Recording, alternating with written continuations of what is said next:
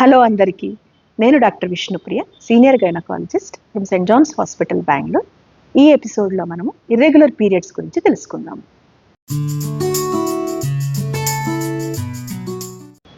ఈ మధ్య ఓపీడీకి ఒక తల్లి తన కూతుర్ని పిలుచుకొచ్చింది. మేడం, ఇట్లా పీరియడ్స్ రెగ్యులర్గా రావట్లేదు, 2 నెలలకు ఒకసారి 3 నెలలకు ఒకసారి వస్తూ ఉంది అని చెప్పింది. సో అండ్ తల్లి చాలా అప్రహెన్షన్, అంటే చాలా యాంగ్జైటీగా ఉండిందనమాట. ఎందుకు ఇలా వస్తుంది మేడం, ఇట్లా వస్తే ఏం చేయాలి అన్న యాంగ్జైటీ చాలా ఉండింది తల్లిలో. అండ్ హిస్టరీ కనుక్కుంటే ఆ అమ్మాయికి 15 ఏళ్ళు, 6 months బ్యాక్, అంటే ఒక 1 year బ్యాక్ పీరియడ్స్ స్టార్ట్ అయినాయి. సో పీరియడ్స్ ఎవ్రీ 3 months రావడం అనేది ఆ ఏజ్కి నార్మల్గానే అనుకోవచ్చు.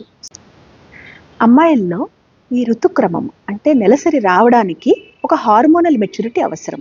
సో నార్మల్ మెన్స్ట్రల్ సైకిల్, అది పీరియడ్ అని ఒకటి ఎస్టాబ్లిష్ అవ్వాలంటే మన తల నుంచి, అంటే అక్కడ పిట్యూటరీ గ్లాండ్ అనే గ్రంథి ఉంటుంది, అక్కడి నుంచి సిగ్నల్ రావాలి. అక్కడి నుంచి సిగ్నల్ యూట్రస్కి, ఓవరీస్కి వెళ్తుంది. సో దానివల్ల మనకి మంత్లీ పీరియడ్స్ వస్తుంది. అది లేడీస్లో కానీ గర్ల్స్లో కానీ అది ఒక క్రమం అనమాట. కానీ ఈ చిన్న అమ్మాయిల్లో టిల్ 18 years ఏమవుతుందంటే ఈ హార్మోనల్ మెచ్యూరిటీ ఇంకా కంప్లీట్ అవ్వదు.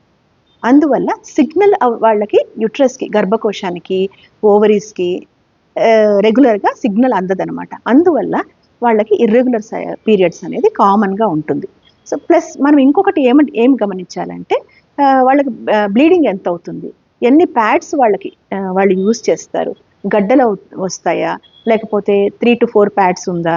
సో బ్లీడింగ్ మనకు నార్మల్ ఉన్నంత వరకు, 5 to 7 days లోపల పీరియడ్ స్టాప్ అయ్యేంత వరకు, so we need not worry, భయపడాల్సిన పని లేదు. సో ఇది నార్మల్ ఋతుక్రమం అనమాట. 2 to 3 months సైకిల్ వచ్చినా కూడా భయపడాల్సిన పని లేదు. ఇప్పుడు మనము normal periods 20 years to 45 years age group వాళ్ళకి ఎలా ఉండాలని తెలుసుకుందాం.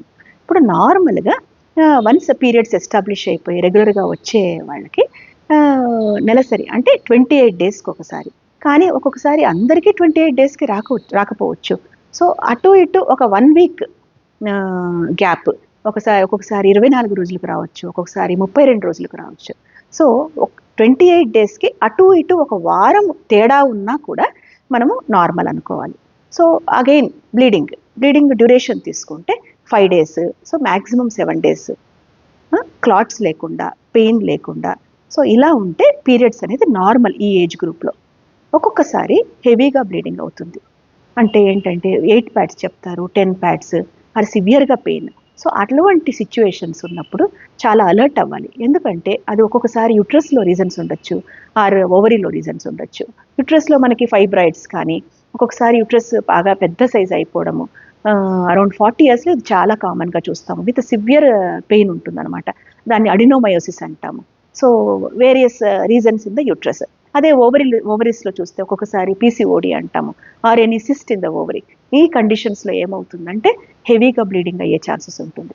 సో మనకు normal period 28 days cycle with 1 week error ఉన్నా కూడా పర్వాలేదు, అది నార్మల్.